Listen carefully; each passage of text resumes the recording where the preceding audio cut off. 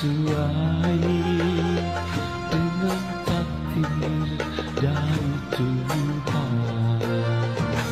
Takdir tak ada satupun.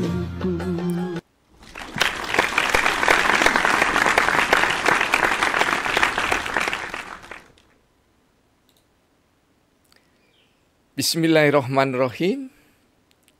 Pemirsa, bersua kembali di kanal Hikmatologi, serial monolog sederhana mengajak diri kita masing-masing berpikir kian melembut cerdaskan hati nurani berdasar kitab suci agama dan kepercayaan yang kita yakini.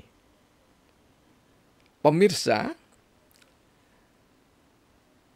mari kita mencoba mendialogkan keberadaan pola pembelajaran di kelas-kelas yang sekarang lagi marak. Bahkan bukan sekarang, tetapi setidaknya di era awal 90-an atau akhir 80-an lagi marak model kelas yang meniru gaya Eropa,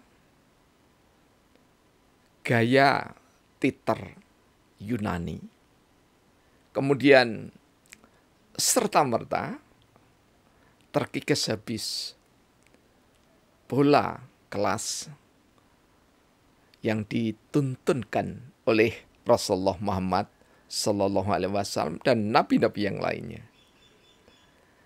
Pemirsa yang dirahmati oleh Allah, sandaran utama kita jika kita merujuk visi Nabi tunggal semuanya, yakni adalah tahlil. Misinya adalah akhlak. Innama bu'istu liutamima makarimal akhlak.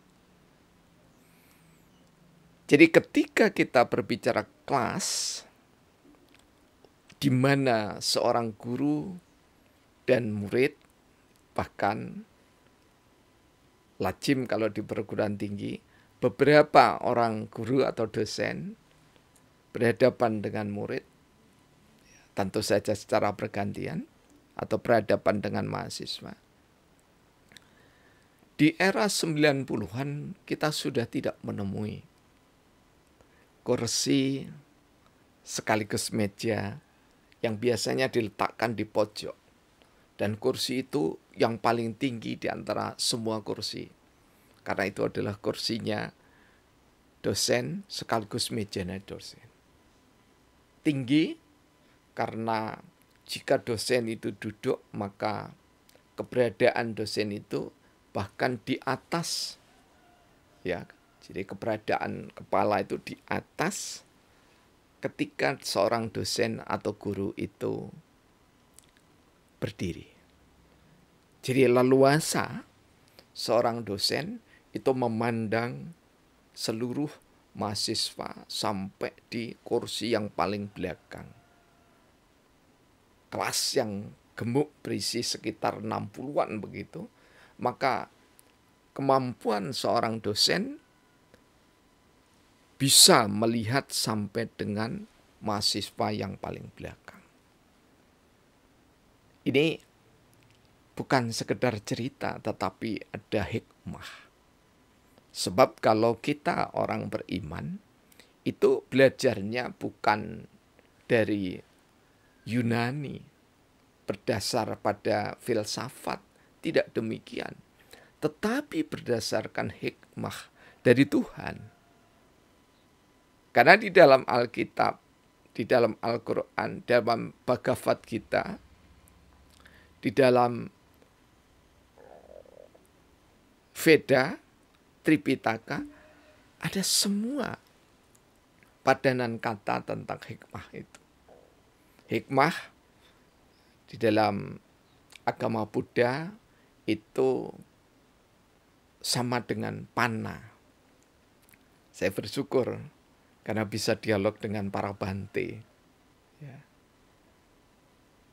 Bante Tejapuno memberikan masukan ini. Jadi Panna itu sama dengan hikmah, kemudian yang diterjemahkan dengan sophis kalau di Yunani, ya. Kemudian kebijaksanaan kalau di Indonesia. Nah, ketika kita bicara hikmah, maka model pembelajaran Nabi itu hanya dua. Atau kelas versi Nabi itu hanya dua. Yakni adalah kelas khutbah dan kelas halakoh. Kalau khutbah itu Nabi selalu ada di atas. Ya. Artinya ada yang menafsirkan ada di 3 trap. Sehingga Nabi leluasa memandang jemaahnya. Ini adalah versi khutbah. Dan versi khutbah ini sampai hari ini bertahan. Bahkan yang lebih bagus, yang terbaik itu adalah jika di masjid-masjid Indonesia itu dari saudara-saudara kita takmir masjid yang konsentrasinya di Nahdlatul Ulama. Karena pasti ya, mimbarnya itu ada tangga, 3 tangga. Di mana nanti seorang khotib itu selain berdiri maka bisa memandangi secara leluasa jamaahnya. Kemudian halakoh itu melingkar. Jadi tidak sepenuhnya melingkar, tetapi melingkar kemudian tersisa. Jadi hampir O, boleh jadi seperti begini. Jadi U yang nyaris O. Jadi Nabi berada di tengah, begitu ya. Tengah dalam pengertian di sisi satu, kemudian jamaah itu melingkar begini.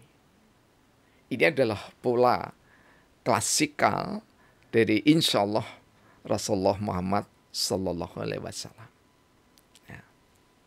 Dan ini dikembangkan terutama yang kami kenali secara empirik adalah di perguruan tinggi.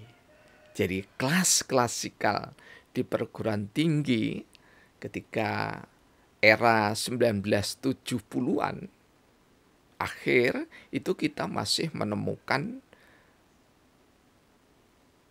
mimbar dosen itu lebih tinggi dari duduknya mahasiswa. Kemudian ketika dosen atau guru harus menulis, maka guru tetap keberadaannya itu ada semacam balkon, sehingga ketika guru menulis itu tetap keberadaannya lebih tinggi dari mahasiswanya.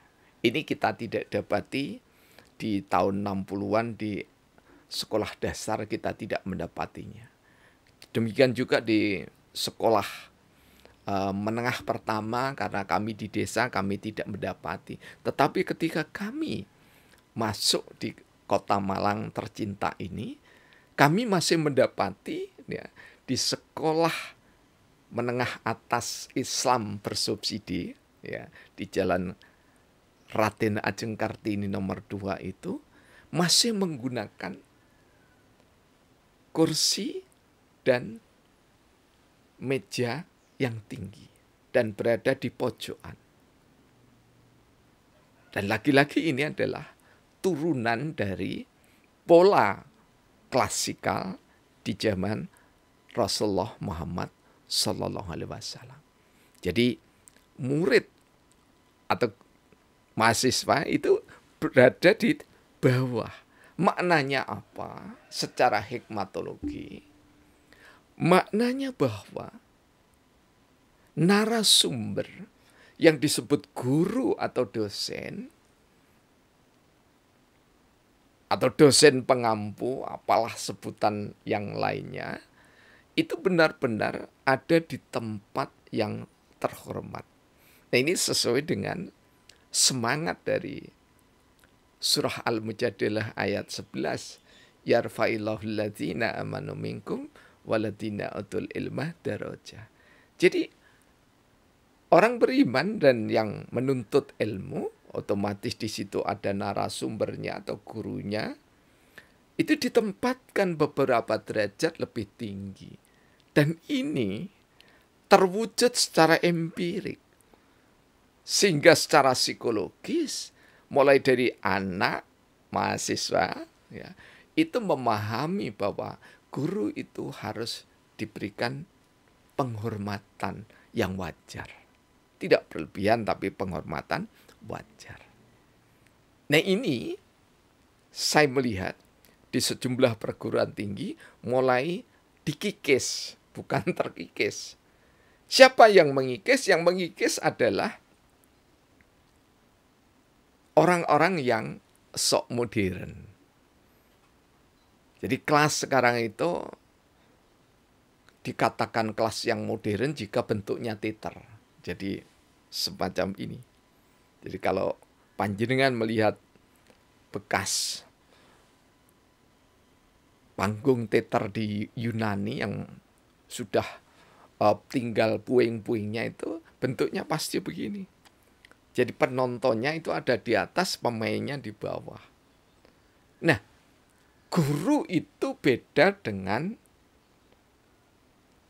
seniman atau seniwati, ya, yang ditonton keberadaannya.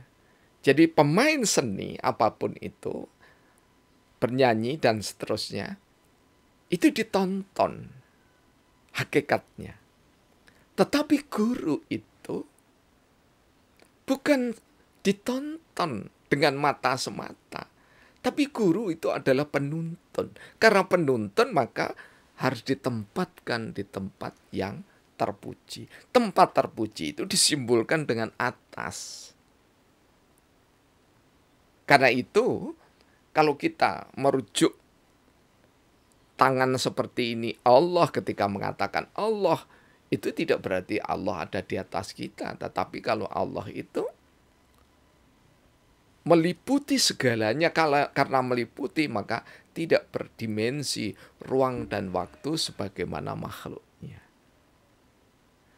Inti dari monolog sederhana ini, marilah institusi pendidikan mulai dari PAUD, TK, SD, SMP, SMA, perguruan tinggi, apapun sebutan nama lembaga itu, ya. Karena sekarang juga Nadiem Makarim lagi gencar-gencarna kurikulum 13 diganti kurikulum merdeka, dan istilah-istilah semua berubah, ya. Tapi hakikatnya juga masih tetap sama. Jadi kita ini adalah memang pandai untuk merangkai kata menjadi istilah. Tetapi lagi-lagi sekali lagi, ya, hikmatologi bukan sekedar istilah, tetapi hikmatologi untuk mengajak kita kembali to reform, mereformasi diri kita, agar setidaknya kelas kita mulai dengan kelas yang berteladan kepada Nabi Muhammad Sallallahu Alaihi Wasallam. Jangan rubah kelas-kelas yang cantik dahulunya menjadi kelas-kelas teater. Guru bukan tontonan, tapi guru adalah narasumber untuk meraih tuntunan. Apalagi jika kita ini mengaku isyhadu bi anna muslimun, saya adalah orang yang berpasrah diri kepada Allah Subhanahu wa taala. Tentu teladannya tidak ada lain kecuali Rasulullah Muhammad sallallahu alaihi wasallam. Pakailah tempat secara profesional dan proporsional. Jangan meletakkan anak didik siapapun mereka, mulai dari PAUD sampai strata 3, di atas gurunya. Meskipun itu hanya tempat, tapi secara psikologis sangat berpengaruh pada keberadaan pembentukan karakter berbangsa dan bernegara. Ingat, adab, etika selalu diletakkan di garda depan sebelum kita melakukan segala sesuatu. sekedar saya berbicara, monolog seperti ini, dan tidak ada satupun yang menemani saya kecuali insya Allah malaikat dan jin muslim ya. Kami pun harus menjaga adab itu. Dan saya yakin ketika seorang ustadz, seorang guru akan belajar mengajar, ya, membelajarkan murid-muridnya, pasti memantaskan diri dalam berbusana, bertutur kata. Karena itu, marilah kita kembalikan. Kelas kita adalah kelas klasikal, model pembelajaran Rasulullah Muhammad Sallallahu Alaihi Wasallam. Terima kasih.